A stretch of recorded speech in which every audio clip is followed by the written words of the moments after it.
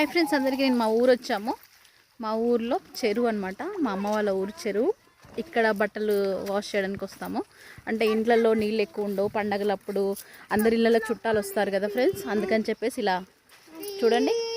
ఇక్కడ ఇది మామూలు ఉత్తప్పుడు అయితే గేదెలు తాగడానికి అని చెప్పి కట్టారు. ఈ టైంలో ఏంటంటే కొంచెం గేదెల్ని చెరువులోకి తీసుకెళ్తారు, అందుకని అందరు బట్టలు ఇక్కడ ఉతుక్కుంటారు అనమాట.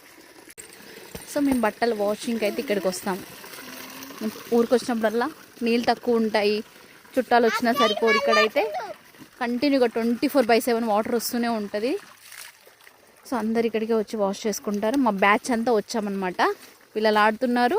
ఎలా ఉంది ఇక్కడ ఎంజాయ్మెంట్? చాలా బాగుంది. ఊళ్ళో ఇలా పెద్ద బండ మీద ఇక్కడ ఒకళ్ళు అక్కడ ఒకళ్ళు దెబ్బ ఉతికేస్తుంటే అయిపోతాయి అనమాట బట్టలు.